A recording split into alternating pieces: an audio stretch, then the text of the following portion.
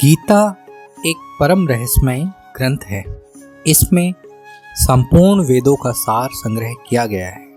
इसकी रचना इतनी सरल और सुंदर है कि थोड़ा अभ्यास करने से भी मनुष्य इसको सहज ही समझ सकता है, परंतु इसका आशय इतना गूढ़ और गंभीर है कि आजीवन निरंतर अभ्यास करते रहने पर भी इसका अंत नहीं आता है।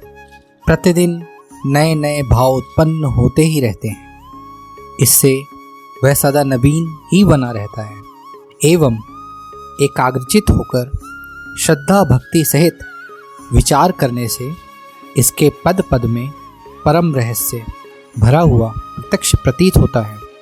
भगवान के गुण, प्रभाव, स्वरूप, तत्व, रहस्य और उपासना का तथा कर्म एवं ज्ञान का वर्णन जिस प्रकार इस गीता शास्त्र में किया गया है, वैसा अन्य ग्रंथों में एक साथ मिलना कठिन है। भागवत गीता एक ऐसा अनुपमेय शास्त्र है जिसका एक भी शब्द सदुपदेश से खाली नहीं है। गीता में एक भी शब्द ऐसा नहीं है जो रोचक कहा जा सके। इसमें जितनी भी बातें कही गई हैं वे सभी अक्षरशः यथार्थ हैं। सत्य स्वरूप भगवान की वाणी में रोचकता की कल्पना करना उसका निरादर करना है। भागवत गीता सर्वशास्त्रमयी है। गीता में सारे शास्त्रों का सार भरा हुआ है। इसे सारे शास्त्रों का खजाना कहें तो भी अत्युक्ति नहीं होगी।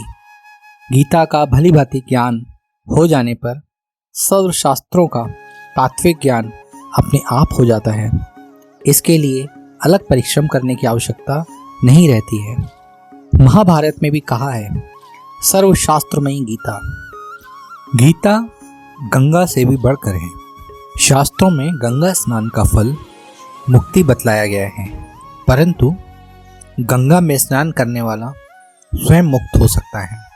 वो दूसरों को तारने की सामर्थ्य नहीं रखता है, किंतु गीता रूपी गंगा में गोते लगाने वाला स्वयं तो मुक्त होता ही है, वो दूसरों को भी तारने में समर्थ हो जाता है।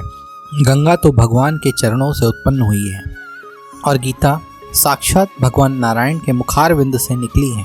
फिर गंगा तो जो उसमें आकर स्नान करता है उसी को मुक्त करती है, परंतु गीता तो घर घर में जाकर उन्हें मुक्ति का मार्ग दिखलाती है। इन्हीं सब कारणों से गीता को गंगा से बढ़कर कहते हैं। गीता गायत्री से भी बढ़कर है। गायत्री जप से मनुष्य की मुक्ति होती है, ये बात ठीक है, किंतु गायत्री जप करने वाला भी स्वयं ही मुक्त होता है, पर गीता का अभ्यास करने वाला तो स्वयं तरण तारण बन जाता है। जब मुक्ति के दाता स्वयं भगवान ही उसके हो जाते हैं, तब मुक्ति की तो बात ही क्या। मुक्ति उसकी चरण धूलि में निवास करती है। मुक्ति का तो वो सत्र खोल देता है। गीता को हम स्वयं भगवान से भी बढ़कर कहें तो कोई अत्युक्ति नहीं होगी। गीता भगवान का श्वास है, हृदय है और भगवान की वांगमयी मूर्ति है, जिसके हृदय में, वाणी में, शरीर में तथा समस्त इंद्रियों एवं उनकी क्रियाओं में गीता रम गई है। वो पुरुष साक्षात गीता की मूर्ति हैं। उसके दर्शन, स्पर्श, भाषण एवं चिंतन से भी दूसरे मनुष्य पवित्र बन जाते हैं। फिर उसके आज्ञा पालन और अनुकरण करने वालों की तो बात ही क्या। वास्तव में गीता के समान संसार में यज्ञ, दान, तप, तीर्थ, व्रत, संयम और उपवास आदि कुछ भी नहीं है।